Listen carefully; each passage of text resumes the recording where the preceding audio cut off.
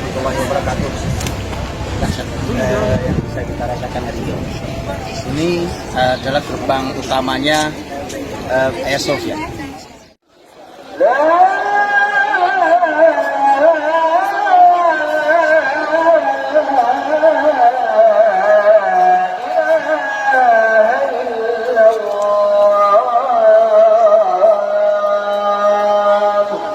Allahu Akbar. La ilaha illallah. Walau baru adzan yang boleh diperdengarkan di Hagia Sophia, dan sudah lama muslimin tidak sholat di sini, tapi suatu hari pasti mereka akan kembali sholat di Masjid Hagia Sophia.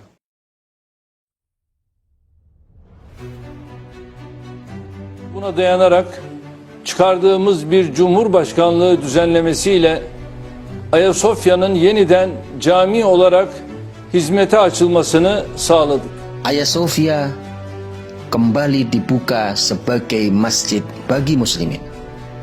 Kabar gembira ini hadir di tengah pandemi COVID-19 yang menutup masjid-masjid muslimin di seluruh dunia, yang membatasi muslimin untuk beribadah di dalam tempat ibadah mereka. Masjidil Haram, Masjid Nabawi pun belum leluasa membuka dirinya hingga hari ini. Apalagi Al-Masjidil Aqsa yang masih ada di bawah cengkeraman penjajah Zionis. Kabar gembira itu hadir dari Erdogan, Recep Tayyip Erdogan, yang menandatangani resmi pembukaan Hagia Sophia sebagai masjid. Kabar gembira hadir dari pemimpin Turki itu untuk seluruh muslimin. Jazakumullah atamal jaza ya Erdogan wa man ma'ak.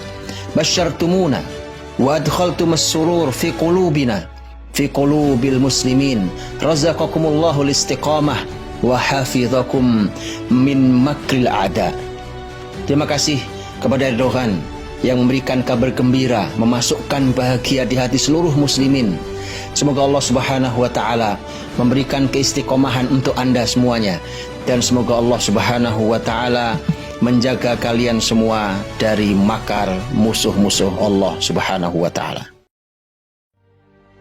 Hagia Sophia adalah sejarah panjang muslimin. Sejak dijanjikan oleh Rasulullah Muhammad SAW bahwa negeri itu, negeri Konstantinopel, dengan gereja terbesarnya Hagia Sophia akan jatuh ke tangan muslimin, baru lebih dari 8 abad setelahnya muslimin mampu sholat di dalamnya. Hari itu adalah hari Selasa, bertepatan dengan waktu asar, tanggal 20 Jumadal Ula 857 Hijriah, atau 29 Mei tahun 1453 Masehi. Selama 481 tahun lamanya, muslimin menikmati Hagia Sophia sebagai masjid. Bukan hanya masjid, tapi ia adalah merupakan pusat ilmu, pusat peradaban, bahkan ibu kota muslimin di muka bumi saat itu di bawah Turki Utsmani. Hingga datanglah Yahudi Zionis, berbajukan sekulerisme, berselendangkan nasionalisme, menutup Hagia Sophia, dan tidak lagi diizinkan muslimin untuk sholat di dalamnya. Mereka ubah menjadi museum. 86 tahun lamanya mereka melakukan kezaliman itu. 86 tahun lamanya muslimin rindu hanya sekedar untuk sholat 1 rakaat di dalamnya. Termasuk saya. Ketika saya hanya bisa mendengarkan azan asar di pelataran dan di dalam Hagia Sophia, tapi tak bisa sujud dan rukuk saya lakukan di dalamnya.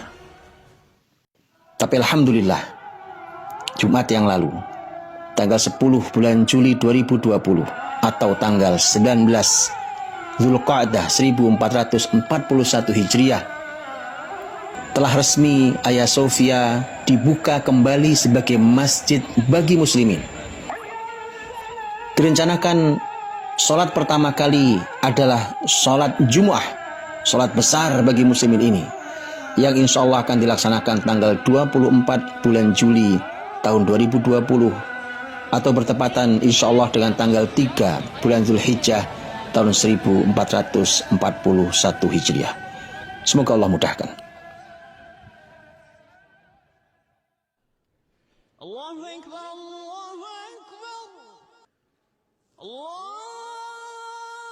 Muslimin di Turki menyambut dengan syukur, gembira dengan kabar gembira itu. Seluruh muslimin pun bersyukur atas berita yang membahagiakan ini. Amerika, sebagian negara Eropa, terutama Yunani dan Rusia meradang. Dan media di Arab serta negara-negara Arab dalam ketidakjelasan sikap. Tapi datang ucapan selamat dari berbagai ahli ilmu, ulama dan pakar-pakar muslimin. Syekh Hatim Al-Uhaini berkata, belenggu itu telah putus. Masjid Hagia Sophia amanah Sultan Muhammad Al-Fatih setelah 86 tahun ditutup. Hari ini muslimin memasukinya dengan wudhu, bukan dengan tiket. Siapa yang tidak bahagia dengan dikumandangkannya azan di dalamnya, hendaknya mengecek kembali dirinya. Ya Allah, muliakan Islam dan muslimin. Dalam tweetnya, Dr. Muhammad Al-Mukhtar Asy-Shinqiti sebagai pakar ilmu politik Islam berkata, tahun lalu seorang wanita menari tarian balet di dalam Masjid Hagia Sophia. Hal itu memicu kemarahan muslimin dari dalam dan luar Turki, dan hari ini ia kembali menjadi masjid yang bersih dari semua hal kotor itu. Selamat untuk muslimin seluruh dunia dan bela sungkawa untuk kaum munafik yang menjilat seluruh agama dan memerangi Islam. Ya Rob, kau telah memberikan nikmat, maka tambahi.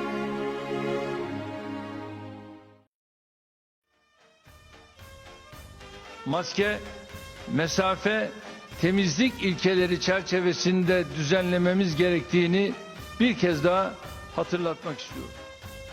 Keberanian yang dilakukan oleh Erdogan dan pemerintahannya hari ini bukanlah sesuatu yang baru. Ia bukan sesuatu tanpa rencana, apalagi tanpa kajian, sebagaimana yang diklaim oleh sebagian orang yang meragukan tentang keputusan yang dibuat oleh Erdogan. Majalah Mujtama' terbitan Kuwait, salah satu majalah terbesar yang bicara tentang dunia Islam, pernah membuat wawancara dengan Erdogan yang saat itu masih berposisi sebagai wali kota Istanbul. Tahun 1994. Catat itu, 26 tahun yang lalu. Dia diwawancarai, dia berkata, kami akan mengembalikan wajah Islam ke Istanbul dan Hagia Sophia akan kembali menjadi masjid bagi muslimin. Janji 26 tahun yang lalu. Dan Dr. Muhammad Al-Mukhtar Asy-Shinqiti, pakar politik Islam, berkata, dan hari ini dia telah melakukannya. Begitulah seorang mukmin jika berjanji, dia akan menepati. Di dalam Twitter Erdogan yang berbahasa Arab, dia kembali mengunggah tulisan, menghidupkan kembali Hagia Sophia adalah kabar gembira untuk kembalinya kemerdekaan Masjidil Aqsa. Nampaknya Erdogan kembali berjanji.